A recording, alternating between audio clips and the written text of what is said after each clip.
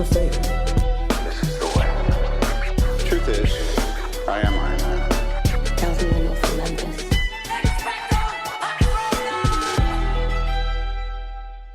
Hello, critics, non-critics, and friends. Welcome to the Film Optics Podcast, where we take a glance into blockbusters, indie films, and everything in between.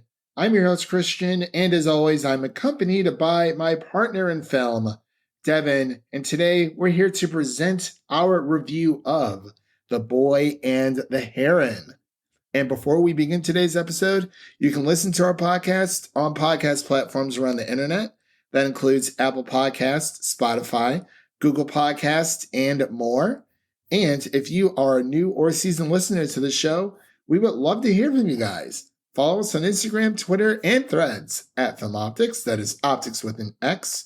Or you can email us at filmoptics@gmail.com for any movie-related questions. Devin, how was your weekend, man? It feels like it's been forever since we recorded, but it's only been a few days. We just dropped our Holdovers review about a day or two ago. But yeah, how was your weekend, and what have you been watching?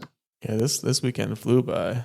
I didn't really do much this weekend, but it still just kind of came and went. Just hung out, didn't do much. What have I been watching? I watched the Netflix Leave the World Behind. I watched that one. That was okay. I saw you said something about it, and I was like, oh, well, I don't know. I might give it a watch, but I think you might like it. Pretty sure you're going to like the ending because of a very specific thing that is shown. Okay. Yeah, I'll look it up on Netflix. I think I'm looking for something to watch tonight, but I'm still been watching Monarch. I think I'm 3 episodes in now. I need to watch that. I need to start watching that. I need to start watching a lot of things, honestly. I have been trying to finish up Scott Pilgrim Takes Off. I think I have like 2 more episodes left. Sadly, no season 2. Oh, man, it sucks. Also, I've been trying to, I think what I'm going to try to do after that is watch Blue Eye Samurai. That got a season 2. That definitely got a season 2 for sure.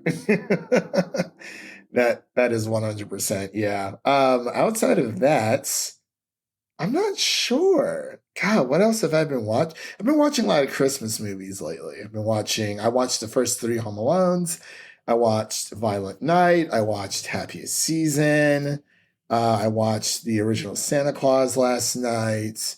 Yeah, I've just been in a Christmas mood. So I'm like trying to sprinkle in some holiday cheer with that as well. So it's like, what else can you do, But yeah, I'm definitely going to finish up some last minute television shows and watch that Netflix movie that you watched earlier. So yeah, that's about it. But I'm glad you've been, watching something. It's getting towards the end of the year. I feel like a lot of people are kind of just in that like Christmas mood, or that holiday mood, I should say, because Hanukkah also started a few days ago. But yeah, I feel like it's just that slowdown season, everyone's kind of just doing their thing for the most part. And I'm pretty happy that people are kind of coming into their own, so you will.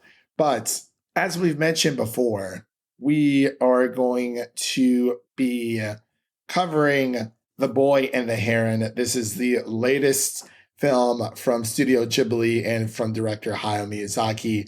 This is going to be a spoiler-free review, so you don't have to worry about any spoiler beats. We're just going to give our initial reactions on the film, what worked for us, what didn't. And yeah, it's always a fun challenge to kind of like talk about a movie without talking about it. So you're kind of beating around the path. But I feel like for this film, it's fairly simple to do so, as Hayao Miyazaki movies are easy to talk about without giving certain things away, or Studio Ghibli films as well. But with all that said, and without further delay, we'll be right back after this introduction to The Boy and the Heron. Mahito. So, you made it. Mother! Have a seat. It's this way, Mahito. A lot of strange things happen in this place. I just hope he stays safe. Save me. Save me, Mahito! What exactly are you? Your mother. She's awaiting your rescue. I'll be your guide. And we are back with our The Boy and the Heron review. The director and writer of this film is that of Hayao Miyazaki himself. And the synopsis is as follows. A young boy named Mahito, yearning for his mother, ventures into a world shared by the living and the dead. There, death comes to an end and life finds a new beginning. A semi-autobiographical fantasy from the mind of Hayao Miyazaki. Now, so the reason why I did not mention the voice actors is because there is the English dubbed version, which has voice actors such as Robert Pattinson, Christian Bale, Florence Pugh, but there's also the Japanese voice actors as well, depending on how you are viewing this film. I'm assuming that you watched the English dubbed like me, but I also went back and watched the Japanese dub as well because I just wanted to see if there was any differences, but it's pretty spot on between the two. But did you watch the English dub? Yep, English for me. Couldn't pass up that Robert Pattinson voice. Honestly, the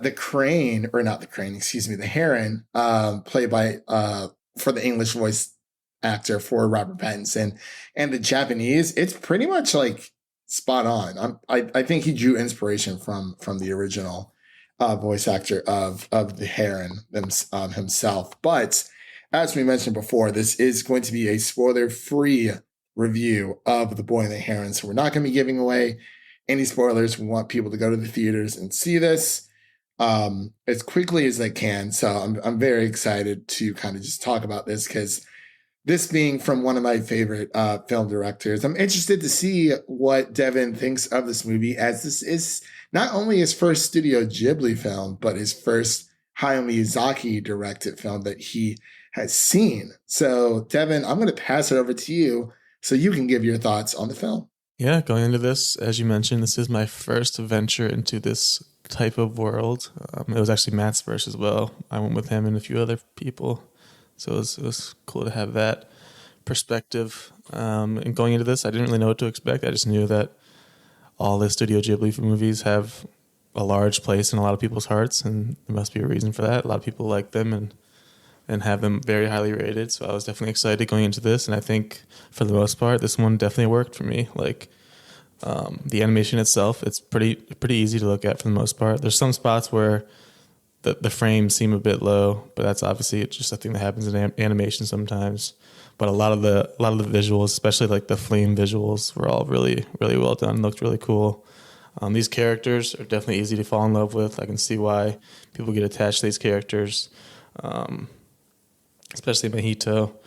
Like, he's just kind of a perfect protagonist, and he's kind of troubled and flawed, but you understand why because of what he's going through, and that's just kind of a dynamic character, and you can relate to him in many ways, and there's a lot to like about him.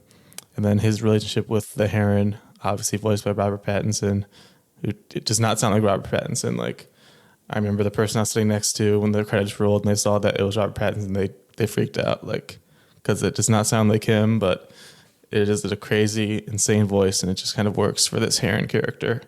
And I think the dynamic between those two characters works really well, kind of the classic, like, buddy duo that hates each other at first, but then as the story goes on, they start to learn to live with each other and start to create that friendship, that bond that gets them throughout the story. And the story itself, there really isn't too much going on as far as the story goes. It's definitely more of a kind of a metaphorical type of story here, where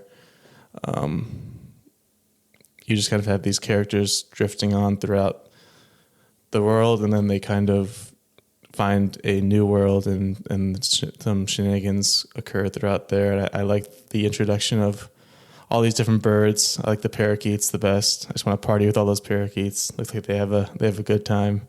The Parakeet King was voiced by Dave Bautista. Thought he did a good job because that was very distinctly his voice, and I definitely picked up on that one.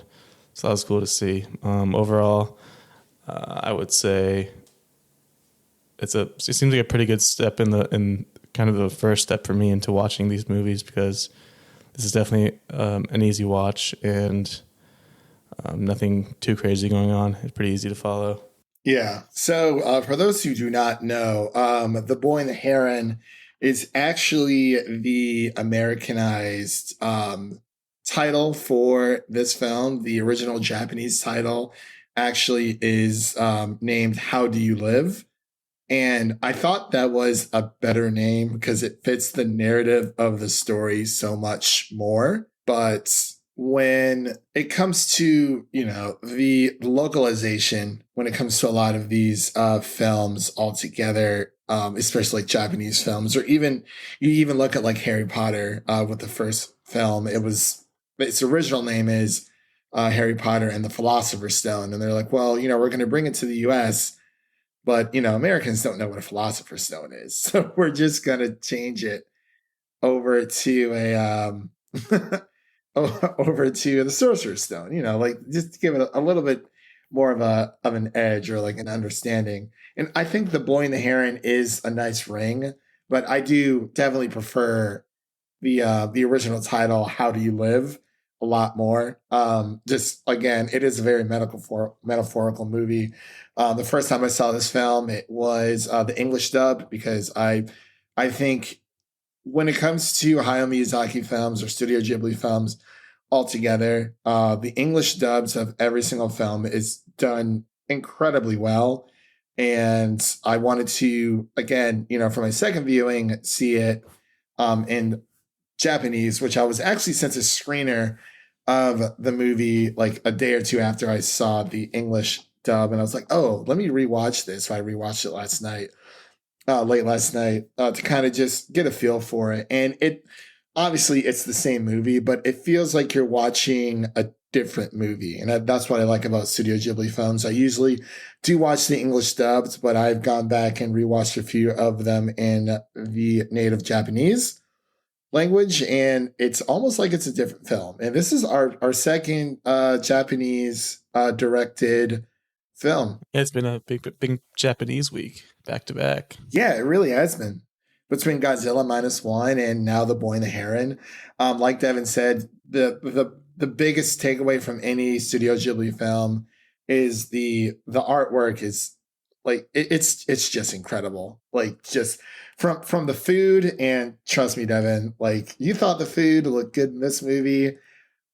When you watch the other films, you're going to be like, oh, and obviously they're a little bit dated, but it's like his previous films have such a hold, and they age so well. And the animation, it's incredible, especially in this film. There's nice little fire techniques that Devin mentioned as well that we didn't really, that we've seen in other films, but it really, it pops out here, which is something that I was just blown away by. But, it is a slow burn of a film, but it pays off in the end. Like, it's not like, oh, nothing's happening. It's just that throughout this film, you're following Mahito, who lost his mother in a fire at a young age. And the story kind of goes from there. His father ends up marrying the sister to, or essentially Mahito's aunt, and which is like apparently I've kind of watched a few videos. Apparently it's a Japanese custom that I'm not sure if it's still done in today's world, but it's like a custom that, if something were to happen to like the mother, the father, or, you would marry the next. It's like an estate thing, like keep like the estate like within the family. But for anyone out there who knows like the exact reasoning, definitely add us on Twitter at FilmOptics. Again, that is optics with an X. But yeah, the story kind of goes from there, where Mahito's new mother ends up missing. And, the film kind of, it slowly builds up to about until you hit like the 40 or 50-minute mark. That's when you start to explore things that are happening within the tower and you get those otherworldly experiences. But it pays off because, you have Mahito, who is this child who has effectively had his innocence taken away from him at a young age due to the death of his mother. And you see that throughout the film, that Mahito is he's a very stern and quiet individual, especially towards like the first 30 to 40 minutes of the movie. He doesn't talk very much.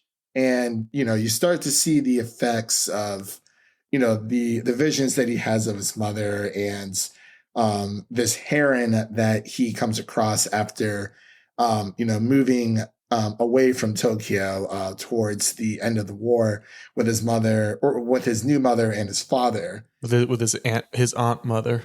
Yeah, exactly. Like his aunt mother. And, I don't want to give anything away, but it's a slow build up for sure, but it's not like painfully slow. It's just things start to happen. Like one thing happens and then that kind of snowpiles into something else, and et cetera, et cetera. And then, next thing you know, you're in this brand new world with these crazy characters like the parakeets. You have the old ladies, which are definitely like a staple within his films. I was definitely getting like a Seven Dwarfs vibe with the old ladies. I think there were 7 of them too. I counted. Yeah, I'm pretty sure. And there's other old ladies within the other Studio Ghibli films, but I think that's more of Japanese culture. They are very respectful to their elders, and we don't really have that here in the States. But this film really just pulled from Miyazaki's own childhood, but I thought it was a fantastic like fantasy adventure. As I said before, when it came to me watching this movie twice, seeing the dubbed version first, which again, a star-studded cast, and they did a great job. It's just as good as the original Japanese with subtitles. You cannot go wrong either way. Yeah, it was so cool to try to pick out like which voices I recognized. Like Florence Pugh, that was like right away. Like, oh, there's Flo. That one was easy. And then Willem Dafoe, that was another big one. He was the older dying pelican guy. Gemma Chan was in there. I did not recognize that voice, but she was Natsuko. And then Christian Bale was the dad. The dad was like so hilarious. He had these like funny little one-liners during like the beginning of the movie where like, random stuff starts happening. But I'm not sure about you, Devin, but like when I went to go see it in theaters, it was not like packed, but it was pretty packed for a Japanese animated film. But people will go out to see Hayao Miyazaki's like films. Like they will go out to see Studio Ghibli movies like time and time again. Yeah, we went to a 10:30 a.m. showing, which is unheard of for me. I don't think I've ever been to a morning movie before, but that was the time that worked out for everyone, so that's what we went with. And yeah, there were actually a few other people there too, so it wasn't an empty theater for that early. So that was pretty good. Yeah, and I want to see this movie a third time because I feel like the more I've kind of researched it, and not even just researched it, but like the more times I watch it, the more I like it. Because when it comes to Hayao Miyazaki's other films, like his latest prior to The Boy and the Heron was The Wind Rises, and that came out in 2013, which is fan-freaking-tastic. A lot of his other films like Kiki's Delivery Service, Spirited Away, Howl's Moving Castle, Princess Mononoke, My Neighbor Totoro, Ponyo, things of that nature. They're very, they're more lighthearted. Like they have more of like a kid, a child spirit almost to them. Yeah, I was gonna say this one had some pretty heavy moments and some kind of like violent moments too. So yeah, there definitely is that, and there's also, and I can't remember if Miyazaki directed this one, but there's one called Grave of the Fireflies, which is a Studio Ghibli film. And I think that is probably the darkest Studio Ghibli film to date. Again, I can't remember if Hayao Miyazaki directed that one or not. I would have to look it up. But that one, I think I think it's darker than The Boy and the Heron, in a different way. But Grave of the Fireflies was not Miyazaki. I looked it up. okay, so it's not Miyazaki. That's what I thought. But yeah, It was Isao Takahata. That was fun to say. oh, there you go. You see, you're already an anime fan altogether. But yeah, I believe it is underneath the G Kids, aka like Studio Ghibli. It's just not directed by Hayao Miyazaki, but it is. It's. I've seen it twice, and I want to see it again. But a lot of people were like, "You saw that twice," because it's so emotionally damaging. It's crazy. Anyway, to get back on track, yeah. When it comes to The Boy and the Heron, specifically for Hayao Miyazaki's films that he has directed underneath Studio Ghibli, this one's definitely the darkest I think we've had. I remember watching Spirited Away when I was younger, and it gave me the same vibes. It feels like there's a lot of culminations here within a lot of his other previous works. A lot of his other films in his repertoire, they usually have a female-led character for the most part, but he does have a few male-led characters as well. But a lot of them are also allegories for preserving the planet. There's a lot of nature versus human like nurture situations going on, especially with like Natsuko of the Valley of the Winds, and definitely Ponyo and Princess Mononoke for sure. But yeah, it's a whimsical adventure, and I loved pretty much every second of it because and this is just me being like biased probably, but it's been a while since we've had a Studio Ghibli film directed by Hayao Miyazaki. Like I said, it's been since 2013, so it's been a little bit over 10 years. But he said multiple times that he was going to be retiring, but I kind of don't want him to retire. Like, he's teased that this is his last film that he's going to make, but I feel like he has at least one more in him. He was born in 1941, so he's definitely in his 80s for sure. But I really adored this film and everything that it had to offer. But I apologize again. I've been hijacking the mic. Devin, is there anything you wanted to mention that we have not had a chance to bring up in our review of The Boy and the Heron?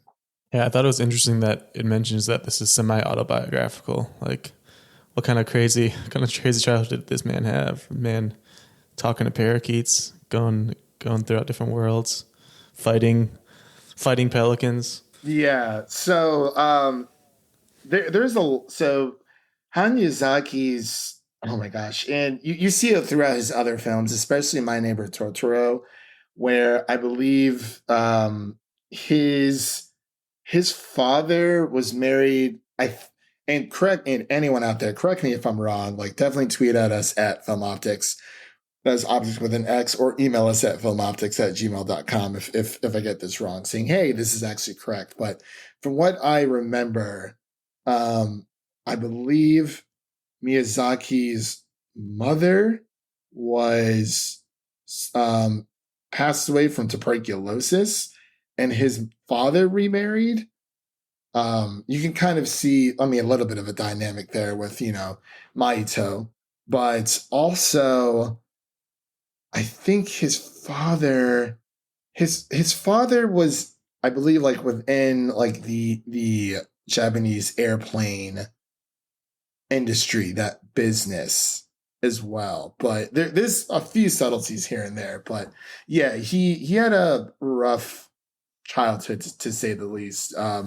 There's a pretty good like Reddit forum I can definitely send your way. I have to find it, but it puts it in like layman's terms, like very simple and easy to understand. But I'm sorry, go ahead. Yeah, I thought that was interesting. It's something autobiographical, just kind of a culmination of his life and his work, which is what everyone kept saying. Like, this is his magnum opus to a degree. Especially if it is ends up being his last movie. Yeah. Yeah, it's definitely tough because, like we said, or I mentioned earlier, he was born in 1941. So he's definitely getting up there in age. I don't obviously, he's not going to be around forever. His son, Goro, I believe that's his name, or Gomo, I think it's Goro. He directed a Studio Ghibli film, and it was not good. It was there's one Studio Ghibli movie that I actively have to warn people about, especially you, Devin. Just whatever you do, don't. Okay, if you do watch it, make sure it's dead last. It's called The Earwig and the Witch. It is a TV movie film, and it's like CG animated, which is, we love CG animation, but it's almost done in the same style of a Studio Ghibli hand-drawn animation, and it is not good. It is not good at all. So if you start watching these, and I believe they're on Max, I believe, if they haven't taken them off yet, because you know how they can be when it comes to all that. But yeah, definitely save it for last if you watch it. I'm not going to say don't watch it at all, but I don't want that to be like your experience with this with these films altogether. But let's get into our final thoughts and our ratings here. Devin, what are your final thoughts and ratings on The Boy and the Heron?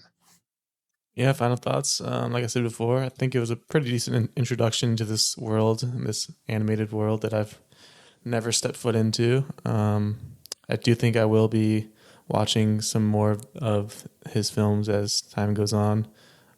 It's just kind of a blind spot I have, so I'll definitely have to pick some of those up. As far as the score goes, I'd probably go with like a solid 77. Like it's definitely, you can definitely see like it's a very quality movie that's been made, and I was entertained for the most part. It is a bit long, and I do think it's a bit short on the story side.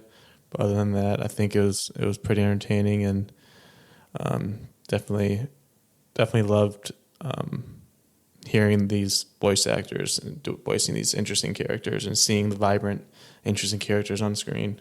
I would probably give this like a it's between like a 79 and 80 for me. I would probably give it, because I think on Letterboxd I'm going to be giving it like 4 stars. So I would give it like a 79 and a half, 79 out of 100, because is it my favorite Studio Ghibli film? No, but it's not, obviously I'm not trying to necessarily say like, oh, like where does it rank? Because I did enjoy it a lot. But I will say there's one thing that I wish that it had more so, and maybe this will happen on like another rewatch, is the emotional side. Because, within the first 40 minutes, you have Mahito, he is mourning over his mother, and you do feel that. But I feel like when I've watched his other films, the ones directed by Hayao Miyazaki, when it comes to like Howl's Moving Castle, The Wind Rises, Princess Mononoke, and a few others that he hasn't directed underneath Studio Ghibli, like Whispers of the Heart. I feel like a lot of those films, even Kiki's Delivery Service, that Hayao Miyazaki directed, I feel like I was emotionally connected to those characters. I felt more of an emotional pull when it came to those films, or even like Castle in the Sky. But for The Boy and the Heron, I think it lacked just a little bit of an emotional beat for me in some areas, but overall, I still think it's a very good film that he's made. But part of me hopes at least that this is not his last. But time will tell. Even if it is, like, there's, in my mind at least, there's no such thing as like a bad Studio Ghibli film. So I'm definitely going to give it like a 79 out of 100 because I don't think it's perfect because it is a bit of a slow burn. And a lot of his films kind of just end as well, especially with this one. It's like, okay, you know, like the fun and the whimsical nature of it is over. And then it just, poof, it just ends altogether. But nothing wrong with that whatsoever. So a 77 out of 100 from Devin and a 79 out of 100 from me. So the medium score, when we combine both of our scores together, is just going to be a 78 out of 100 is going to be the official podcast score for The Boy and the Heron. So that concludes today's episode. If you enjoyed what you heard on today's episode, make sure to subscribe to our podcast on your favorite podcast platform of choice, and make sure to follow us on Instagram, Twitter, Threads, all that social media garbage at Film Optics. That is Optics with an X. And don't forget to share an episode of our podcast with a fellow movie lover in need, whether it be your mother, your brother, or your significant other. Spread the love for the Film Optics podcast with a movie lover in need. And now let's take a sneak peek at what you can listen to now on the show. So as far as new review releases go, you can listen to our Godzilla -1 review, as well as our The Holdovers review. And you can also listen to our The Ballad of Songbirds and Snakes, the Hunger Games prequel.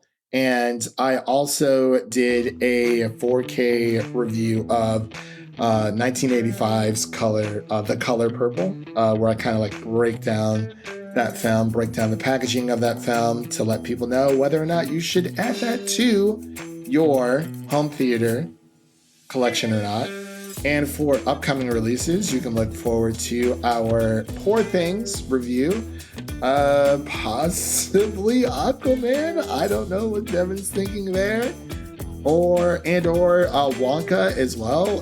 And there's also The Color Purple coming out on Christmas Day. I know we're kind of like hitting towards the holiday season. So as of right now, The Boy and the Heron and Poor Things are definitely going to be the last two reviews that we do before the holiday season. Afterwards, we might be able to squeeze out like maybe one or two more. It just depends. And then we usually go on like on a 2-week hiatus from the podcast. Give ourselves a break. Gives us a chance to kind of, you know, brush up and watch things that we haven't had a chance to watch, and then, you know, be back at it next year. But hey, the year's not over just yet. So with all that said, thank you all for listening. If you enjoy the show, please take a moment to leave us a 5-star rating and review on Apple Podcasts and Spotify. And make sure to stay connected to us by following us on Twitter and Instagram for the latest updates. That was Devin, and I'm Christian, signing off. And remember, life is like a movie. So go out there and make it a blockbuster. Peace.